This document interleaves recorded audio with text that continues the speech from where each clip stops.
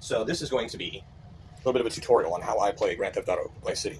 You have to forgive the camera angle, that it's set kind of precariously to be able to point at the screen so I can play with both hands. This is the coolest car in the game. I don't care what anybody says. It's not the fastest, it doesn't handle the best. It is the coolest. It is called the Deluxo. It's basically a DeLorean. You get that at your first tier of Sunshine Autos. So when you start the game off, this will be your main save point. The important thing to remember when playing the game, to start off, is do not spend money that you don't need to spend. So if you run around behind the alley, the next building over back here, from the very start of the game, is a brass knuckle. This doubles your melee attack, meaning it takes less punches to take people out. You might need that. There's also a baseball bat around the way, but it slows you down when you run. I tend to keep weapons on me. If possible, sometimes I make an exception for the chainsaw because it is an instant kill. But everything else, I like to be able to only run with things that I can actually run with. When it comes to running, do not hold the button to run. You will run out and you will stand there and pan. Give it a second. I don't think I've completed enough ambulance missions. There we go. You're done with that, you'll stop running and he's like, oh shit. Instead, when you're running, when you first take off, you hold the run button until he starts running. You hear that, you tap. And as long as you tap with the same pace as what he's running, through a glitch in the game, at least in this early Vice City, it doesn't work in the later ones. It works in 3, it works in this, and they took advantage of it to try and get rid of it in San Andreas. But you can tap to run forever. So when you start the game off, arm yourself with brass knuckles. Anybody that you happen to run over, pick up the money that they drop. Any guns that they drop, pick it up. When you go start the game off, if you need a shotgun, all you have to do is hop into a police car. Oh shit. You tell I'm an expert driver. At the start of the game, you can get to the police station, where you can really quickly pick up a free hand grenade packet, and any of these that open up, as soon as you hop in, the little vigilante button thing pops up, you will gain on the shotgun. The second police car is always locked. So then you'll play to complete the first part of the game. My technique is, okay, when you first start playing the game, the things that you're just going to follow whatever, you've never played it before. You end up following it to where it ultimately takes you down the storyline missions. You want to know what happens next, you want access to the next island, how do you do that, etc. But the thing is, I go through and complete as many of the Cortez and Avery missions as possible long beforehand. Just getting them out of the way. Something to do, build up some extra money, gain some extra weapons, etc. before getting into any of the main missions. Now, once you reach far enough in, I believe it is like one of the first Diaz missions opens up the second island. I think Phnom Penh 86 is the one that opens it up, I can't remember. Once you open that up and it can go over to here, buy the Hyman condo. That is the first thing you want to do because that has a helipad and a helicopter spawns there more often than not. Also, the Hyman condo, like the Vercetti Mansion and the Ocean View Hotel, has a spawn point for all of the weapons that you collect when you get the packages. So on that note, as soon as you open up the second island and can own Hyman condo, buy Hyman condo, and then use that helicopter or a police Maverick or a VCN Maverick to get all of the hidden packages. The maps are available online. It's really pretty easy to do. But it's a good idea to do before you go any farther into the game because what it gives you, besides a fender bender, is this whole stack. As you progress through getting more hidden packages, every or so you get these. So you collect all of these. Every time, and you'll have to pardon me here, I'm still also making rounds within my current game collecting money on everything that has money. Once you've collected all 100 of the hidden packages, not only do you get all of these weapons, but you also get the Sea Sparrow, which is one of the most valuable things in the game. Once you have that, it will always appear here. Now, sometimes it won't appear. All you have to do is run over to like end of one of these fields here, like far over, and it'll respawn. It's a very fast respawn. We'll go to the other side and see if that does it. See, it is a very fast respawn. So this helicopter is quick to get out of, can land on water because of the pontoons. That's why it's called the Sea Sparrow. And if you hit the R1 button, you have a minigun, which is very effective.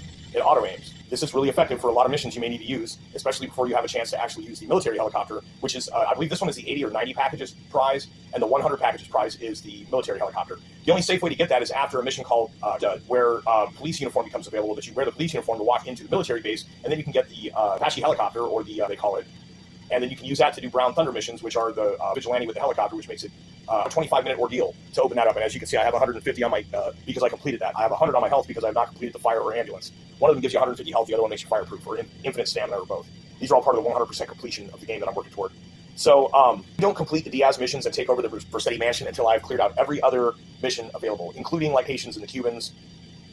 Then I do the Diaz mission so that I get the Vercetti Mansion. At that point, of course, then that part of the playthrough for what I'm doing here, I actually got all of the stunt jumps except for 3 that you get on G Spotlight. So then, once I got the Vercetti Mansion opened up, and that allows me to buy assets. First asset that I bought was Prawn Island and the movie studio so that I could get those 3 jumps done. And in the process, also unlock the spawns over there. I gotta go to pole position to get some money. So basically, I procrastinate the story missions to get all of the side stuff, if at all possible, beforehand. Same thing when it comes to the Sunshine Autos. I bought the Hyman condo and immediately began seeking out the list of vehicles so that I could collect everything that I could. Also, the first property that I buy when I play the game is this one at this blue building here because it is a save point right across the street from Ken Rosenberg's office. They designed the game like this.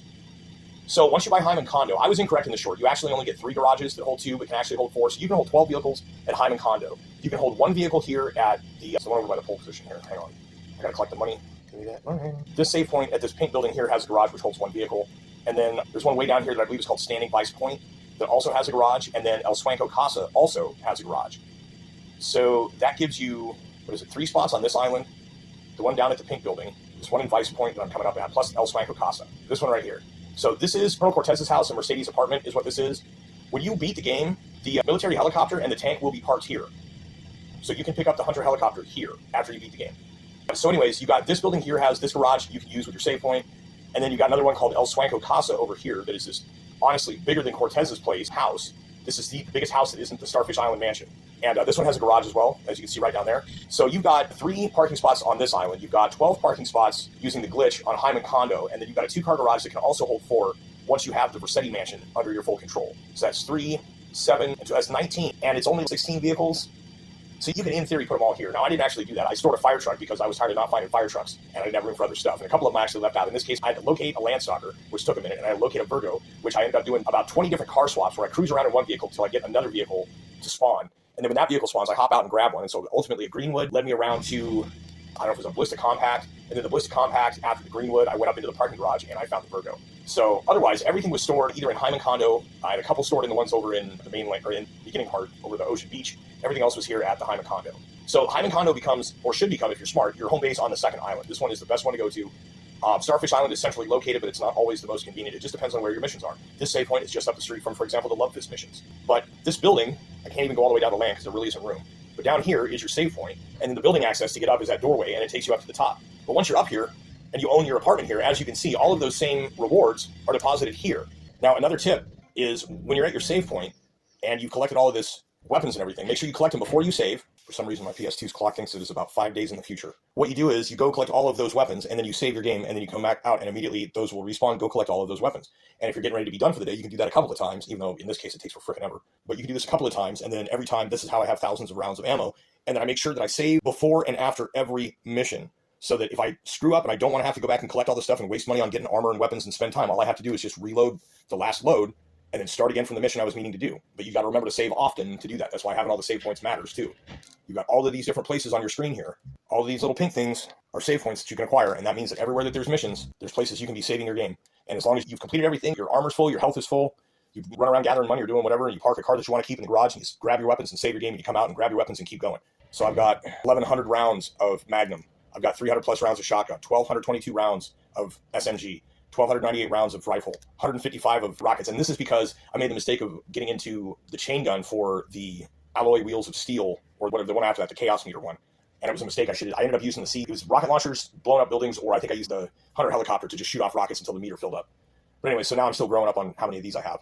So having saved the game, I'm going to go back up here, and I'm going to collect these again. And just, eventually you can get 9,999 of each. And when you have 9,999 of each, it gives you infinite ammo. So you can achieve infinite ammo without cheat codes. It just takes a really long time. So, second half of the game, using this as your main base until you open up the Vercetti mansion. You complete every mission you can get that isn't a property while acquiring all the properties. The safe space properties, the Scumhole Shack and all that stuff. Scumhole Shack actually has a submachine gun drop right next to it. It's the only weapons that you get at that one. But it is just pretty much the only save point in this part of the map. So you save your game up here in the little shack. Come on, bro. When you come down the stairs, this is here every time. So learning to remember where all the different free weapon drops and armor drops and health drops are means less money that you have to spend, which means after I bought all these properties and haven't completed all the asset missions yet, I've still got $250,000. And I'm 74% complete on progress, but I haven't nearly completed the game. I haven't completed all of the asset missions, and I haven't fought to retain my property from Sunny. But I've got all of my rampages, I've got all of my hidden packages, I've got all of my unique stunt jumps after doing the Prawn Island missions, got all my vigilante missions done. I've not completed taxi yet, not completed ambulance, not completed fire. I knocked off all 15 stores. I got one more assassination phone contract to do. I've got some races and things that I haven't done yet because I just haven't gotten into them. I own all the properties. Like I said, 74% complete, and I'm way less than 74% of the way through this game. As far as, I don't know, I've got a few things to do that'll get it up to closer to 80, but as far as story missions go, I've still got a little ways to go. So, and also no cheat codes. I've used no cheat codes. It says I'm Enforcer 3322, highest media attention UFA today, page 12, that is level 454. It's fairly average. I've not gone super crazy on rampaging. I've just been all business. Occasionally not all business. Another thing that I sometimes do is I'll just leave this sit with the music going or whatever in the background while I do something else. And I found a really good way to do that is if you're able to locate one of the coach buses, there is an unmarked minigame in this game that doesn't count toward your percentage. And it's not always something you can just easily find. But if you ever see one of the silver, it looks almost like a Greyhound bus, like a charter bus. But these are supposedly the city buses. If you hijack one of those buses, and you find a location on the streets with the little red and blue signs that's like a bus stop sign, sometimes people are lined up. If you stand Tommy next to one of the bus stop signs, I'll see if I can find one and show you. People will line up at the bus stop with you. And if a bus comes by and you stop onto the bus, Every person that jumps onto the bus gives you $5, and it just says bonus $5 on the screen when it happens. So you can literally steal a bus, park it at a bus stop, turn on the radio for some background music, and just deal with the fact that it goes boing from time to time and you get money. And as long as there's people walking by, they will end up walking into the bus and giving you $5. There's a bus stop. Here. Yep, see, there's a bus. Watch this. Perfect. This is the bus stop. Take off the driver. Nice. People get on the bus. Bonus $5.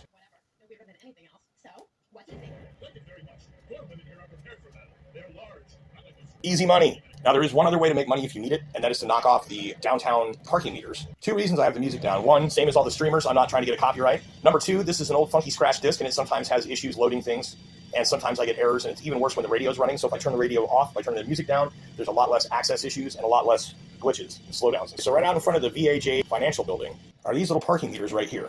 And every one of them that gets knocked over drops some money. The easiest way to knock them over is to get a car. And you just repeat the process. So you can sit and get $5 at a pop in the bus, or you can drive through these one at a time. You can also knock off prostitutes and whatever, but this doesn't get you a wanted level unless you get caught stealing the car that you're using to do it. And if for some reason you do get a wanted level, all you really have to do is scoot to the next city zone, and the less you were spotted by a cop on the way to do so, the better. If you notice on the lower left corner of the screen, we'll scoot out to another part. So if I had a 1-star wanted level, it only works with 1 star, but if you have a 1-star wanted level, the way that it goes off is a matter of time, but it's how much time you're not spotted by police, and see how it says little Haiti there? As soon as you pass out into a different town, about 10 seconds after that, you'll lose your star. So where I'm at with it now, I do not have the assets acquired for Coffin Cabs or the printing press. I just completed Sunshine Autos, and I have to complete Malibu, or the Club Malibu as well. Once I have every of those, I believe is when the final set of missions with Sunny happens, and then after that, there's some after completion missions. And then at that point, all I really have left is some RC stuff and some races, and I will be up at 100%. So this will conclude my video, since it's a little longer than I thought it would be, but not by too much. Thank you for joining me. Everyone should play this game. It's a lot of fun. It's not the only one, but definitely this one is where it really became an art form. And long before things started to go downhill. Thank you for your time.